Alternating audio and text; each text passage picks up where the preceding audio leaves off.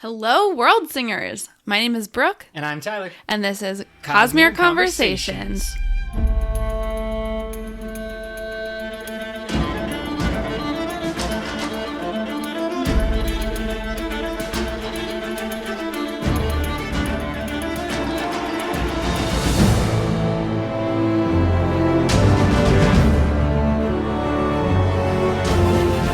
And we are back for our final rounds of Cosmere Cage Match. The Cage Match and May Madness has to conclude now that it is the month of June and it is summertime here in the Northern Hemisphere.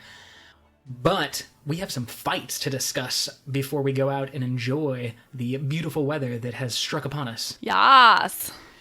We have had a fantastic response to the cage match, have had a lot of fun reading everybody's comments and questions on the Reddits and thoughts. This was really just like a fun experiment and it worked out and I am really glad that we did it. We have 3 fights, the 2 semi-final fights to discuss and the final culmination fight. So first, let's do those semi-final matchups. The semifinals were good. I had a really tough time trying to pick winners for the semifinal matches. Yeah, I honestly believe that the semifinals were worth the price of admission, which was nothing. $0. Definitely for worth the cage it. match. Like, just seeing the final fight, the semifinal fights was really fun, and I had a lot of good times imagining different scenarios, as did our fans. So, Brooke, what is semifinal fight number 1? Vin versus Kaladin. Oh man, such a good one. The Mistborn from Scadrial against a third ideal, Knight's Radiant Windrunner from Rashar. 2 main characters duking it out. Probably 2 characters that are a lot of people's favorites. I was going to say best beloved characters by many. Exactly. We had many people who were like, I'm a big Kaladin fan or I'm a big Vin fan, and they were letting their fandom show in this fight. We had so many good comments. I wish that, and there were like, the more people participating, it seemed like there were just more people willing to go the extra mile and like really get into their descriptions. Some nice, descriptions of fights. For example, we had one fan who, when describing this fight between Vin and Kaladin, said this, quote, "A big thing Kaladin has going for him is his superior flight abilities. He can reach any altitude and maintain precise control, while Vin will have difficulty reaching higher velocities and attempting to fight Kaladin. Vin's inability to heal Shardblade wounds is the difference maker in this fight, in my opinion." End quote. Yeah, and that's, I think, was my sort of deciding factor as well when I was deciding this fight for my vote, is just the healing and the Shardblade. Yeah, we actually kind of talked about maybe giving Vin some type of weapon, like half-shard daggers. Yeah. Or, the gigantic Koloss blade that she normally carries becomes a shard blade. Because that really is very, very difficult to deal with, a blade that cannot be blocked or restricted by any normal means and severs the soul when it comes into contact with a life form. Vin, I think, is the more versatile fighter. For sure. With more versatile powers. Yeah.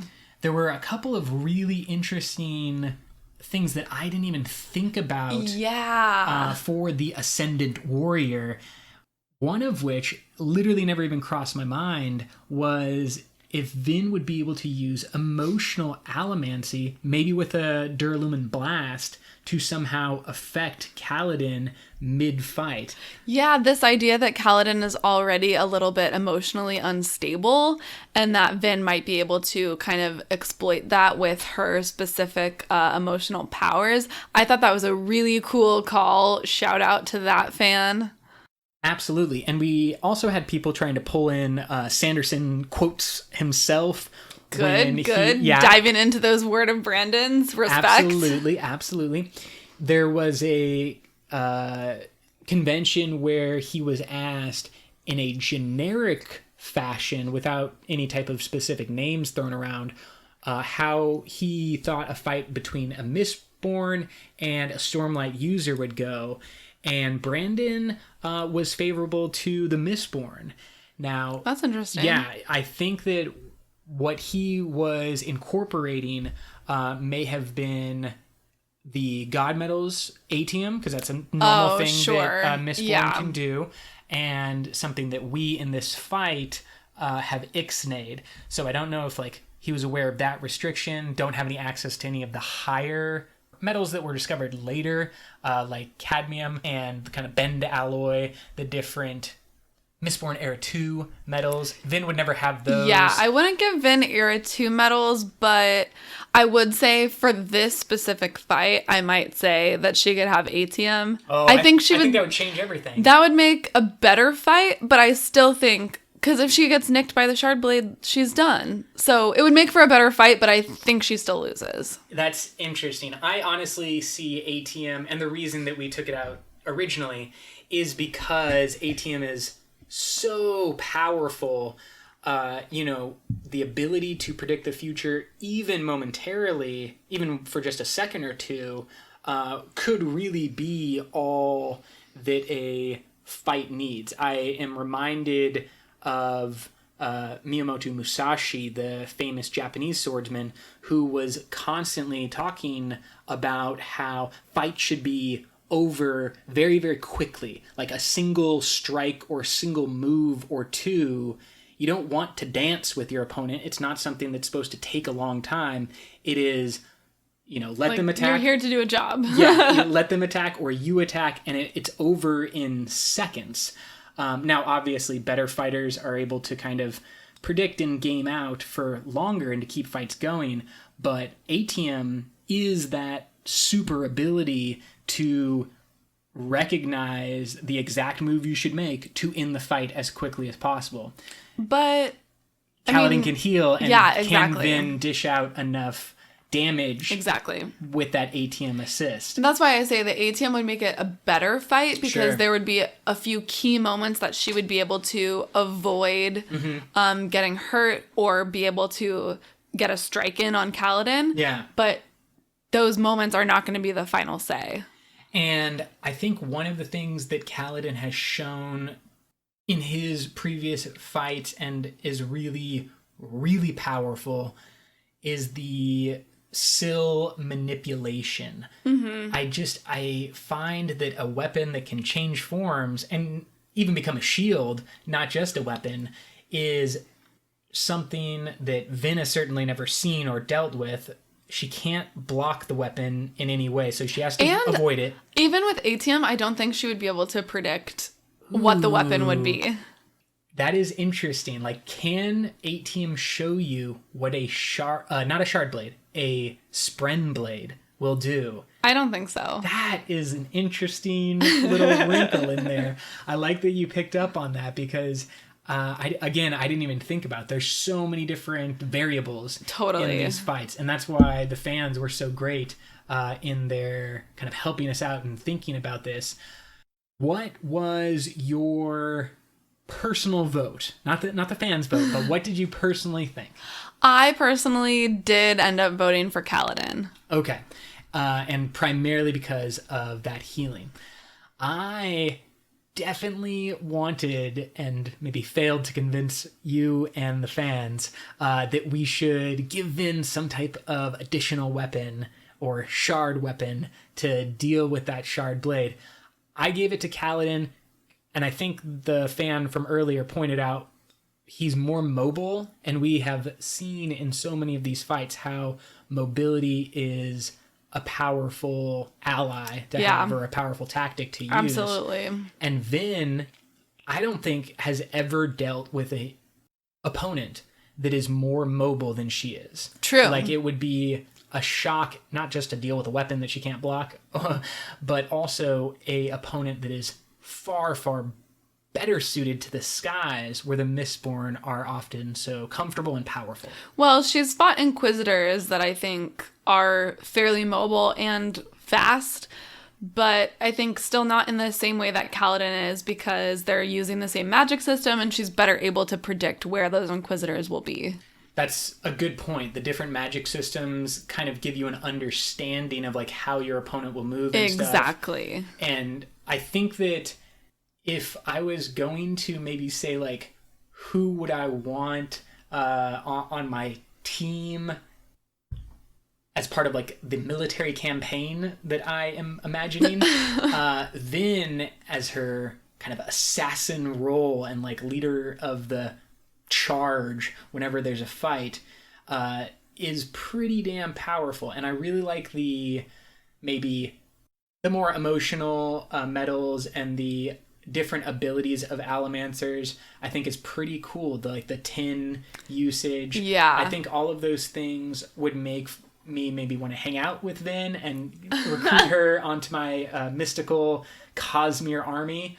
But in a one-on-one fight against Kaladin Stormblessed, the fans, you and I, all have decided that Kaladin wins and moves on to the final round. In a narrow victory, I will say, a really narrow victory. One of the closest we've had in the entire cage match. Yeah. Certainly the closest we've had in a little while, too. Like, the closest ones I remember were those round 1 fights when they were decided by, like, a couple of votes. And this was a reminder of just how popular these two characters are. Let's go on to our second semifinal fight, which I loved because I want to see these characters meet up. And there's a possibility that they do meet up. True. So I want them to meet up. I want them to have conversations. I want them to maybe give each other advice on their different goals, whatever those goals may be. Interesting. But in this circumstance, it's a Super Smash Bros. Battle between Vasher and Szeth, with each not having their companion Nightblood. No Nightblood. We instead said that Szeth gets his Spren Blade, which he bonded at the end of Oathbringer. Even though we didn't see that because he used Nightblood. We're just saying he has a Spren Blade. If you wanted to put like a limit on if he can manipulate it like Kaladin can and change its form, sure, whatever. But he has a Spren Blade, and Vasher is given, King Elikar's Shard Blade, or another Shard Blade on loan for this particular fight. So no Nightblood, Vasher, the ancient member of the 5 scholars from Warbreaker, Awakener extraordinaire, versus Szeth, son Naturo, son Villano. We've got all the names here. Truthless of Shinovar, what is your thought about this fight? I think this is another really good one. I think I ended up saying Szeth. Nice. But I don't know. It's a tough one. Szeth, I think, has, again, the advantage of mobility, being able to use his lashings. But just like Vin, Vasher's no slouch in this department either. Oh, absolutely. He's got plenty of awakened experience and increasing his mobility, as well as possibly a lot more tricks. Now, we didn't see the full kind of tactical power of awakening in like a fight circumstance or a war circumstance, but we saw a lot of different tricks of Awakeners. And I think we did get a comment from the fans that a quote from Brandon kind of indicating that Vasher would be able to use his signature breath move. Oh, yes, the breath move. So I do think that move, if anything, I think that would be what would like throw Szeth off and be 100%. The end of Szeth. Like, in this circumstance, both combatants now can safely close distance on each other.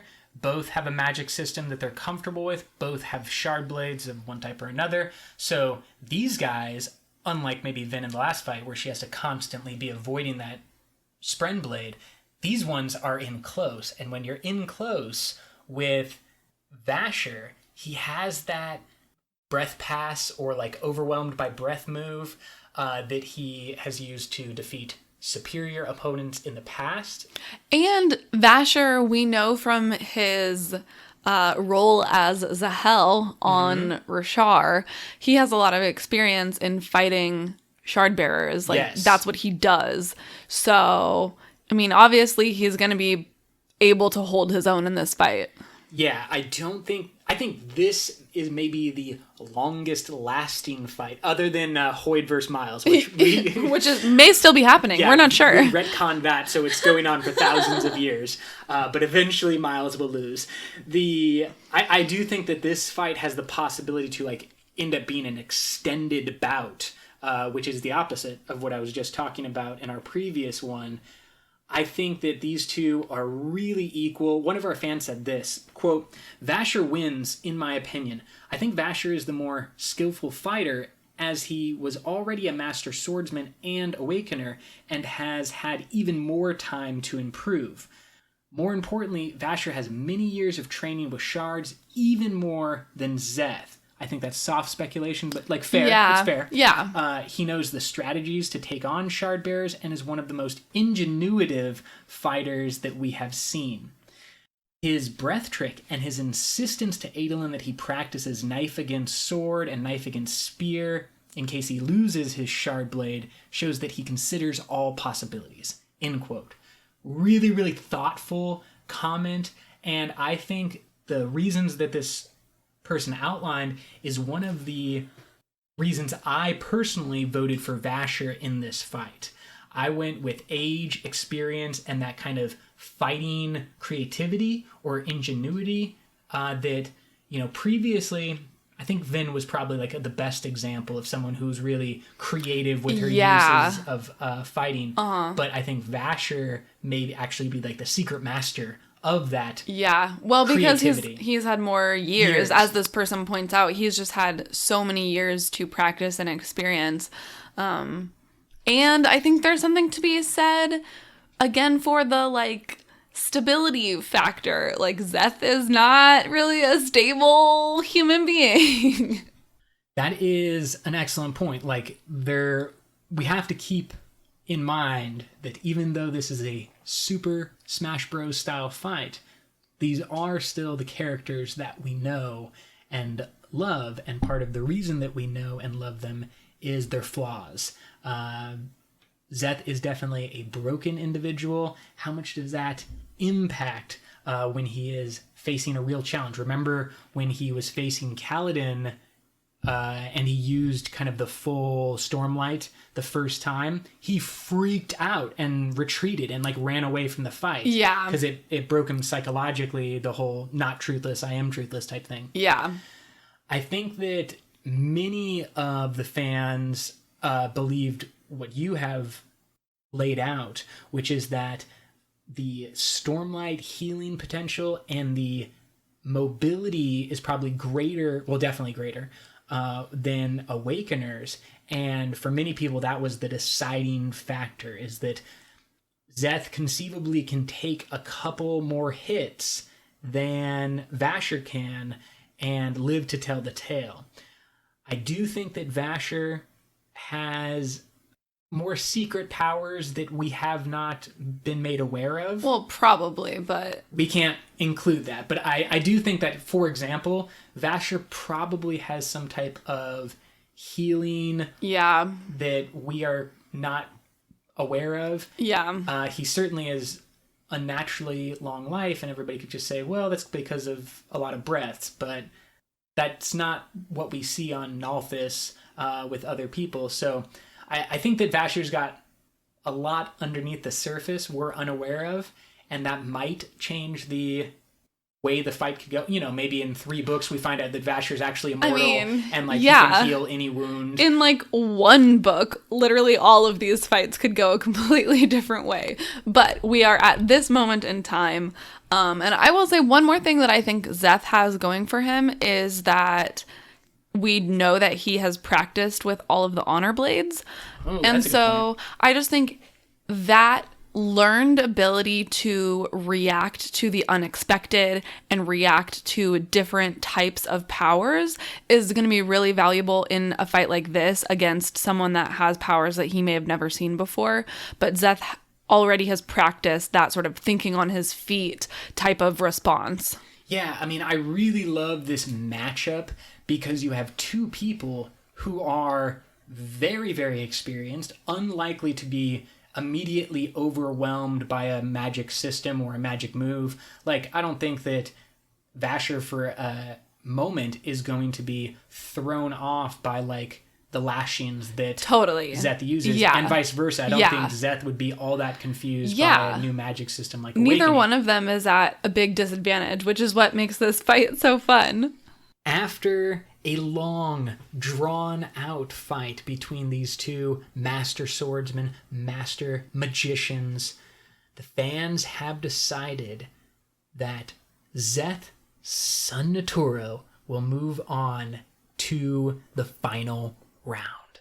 Defeating Vasher, one of the most powerful people in the Cosmere, we move on to the final fight and the last round of the Cosmere cage match with a fight that I don't think any of us were expecting.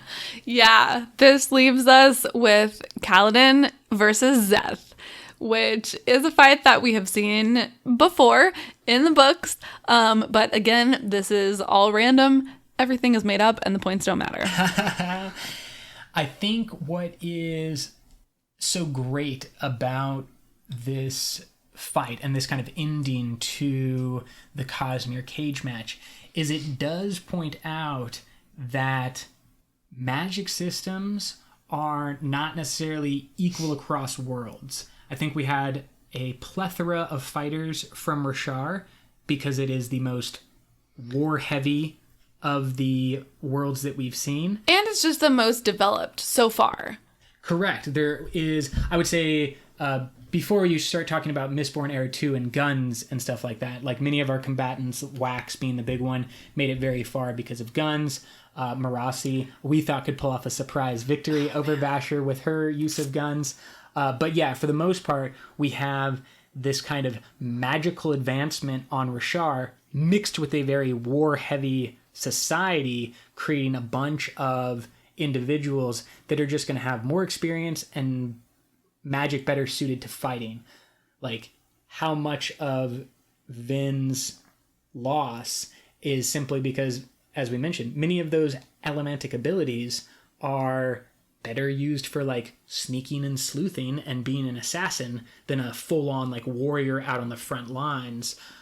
I think that we have the possibility, though, of a couple of wrinkles in this fight because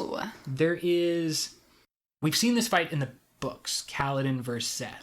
But both of those characters were at very different points when they fought in the books. Zeth still had his honor blade. He was not a Knight Radiant. Kaladin was only, second ideal? Yes. So he did not have his like fully morphable Spren blade. So I do think that this fight is going to look a little bit different than the one that we've already seen. And I think that one of the most kind of significant, or what could be the most significant, is that while each are third ideal Knights Radiant, we have started to see Kaladin utilize what I would call fourth ideal powers. Specifically his manipulation of Windspren and a better understanding of his second surge. He has gravitation and... is it adhesion? Yeah. Okay.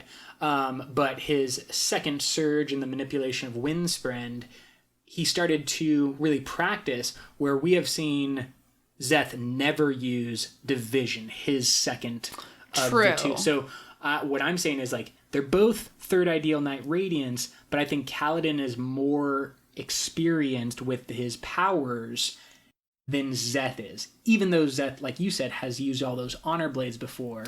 Yeah, but I do think like Zeth has unique experience. Yes. But like he's brought in a lot of sort of external tools. So he is not as comfortable with what he is naturally, right? Because first he was using honor blades, so he was acting like a windrunner, and now he's of a different order and he hasn't necessarily practiced as much with, like you said, that second surge of division, and he's been relying pretty heavily on Nightblood rather than using his own sword and like practicing with his own sort of like internal self-contained powers. He's been bringing in a lot of other things, which is cool, but not necessarily applicable in this fight. So yeah, I think that Szeth definitely has a incredibly focused and devoted mindset that, you know, serves him well in his assassinations and his fighting.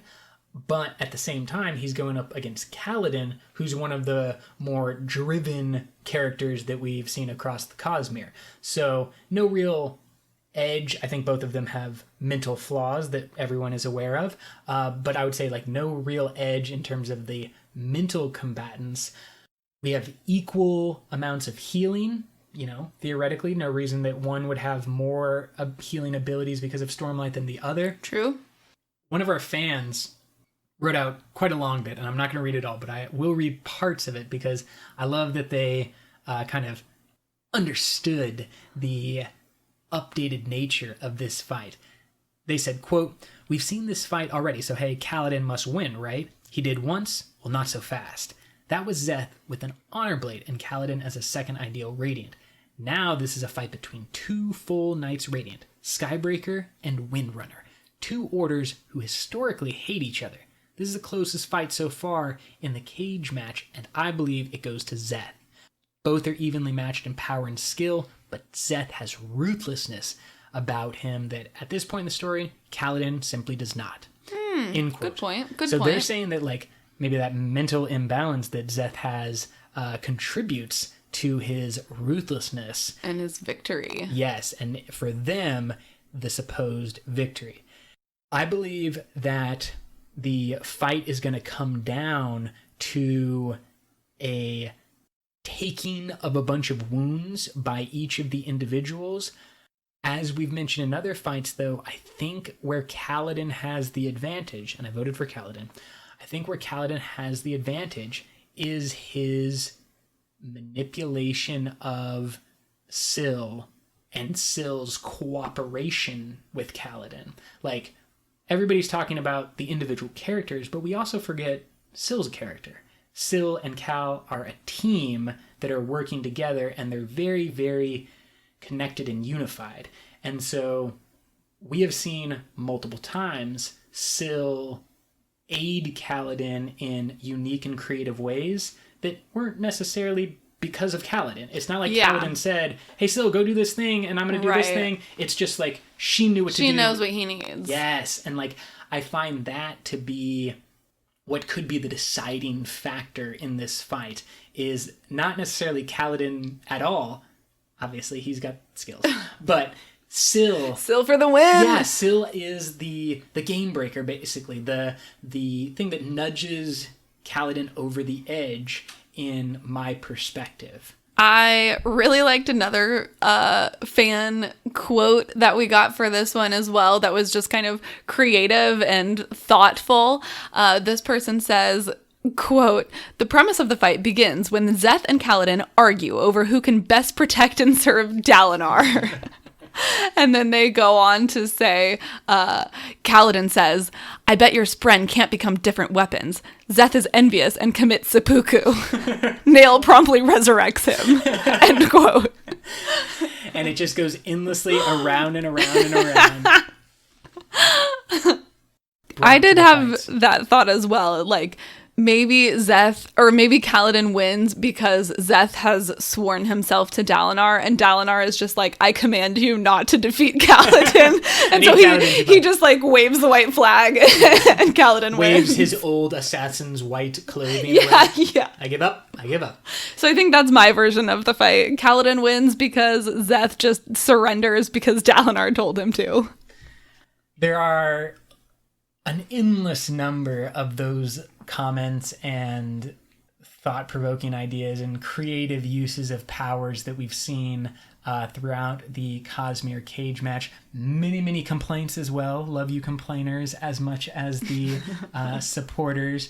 There is, of course, so much to love about the Cosmere, so much to think about and really wonder. You know, we've had such a great time like doing the podcast, and I've had a lot of fun in these last couple of weeks as we've just been kind of talking, and we run into people and they're like, hey, what do you think about this in the Cosmere cage match? Yeah. I mean, it's pretty... It's cool to get just like a creative spin on things, especially when you take the characters out of their world. Yeah. I think I have had a lot of cool realizations about a lot of the characters and have heard some really fun, cool, creative things from fans also.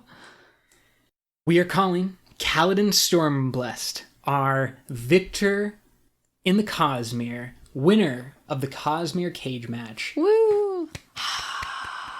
Excellent. Thank you, fans. I believe that the only appropriate reward for Kaladin's hard-earned fighting throughout the cage match is a well-deserved break, maybe like a nice mimosa. This dude just needs to relax. Oh, a spa day.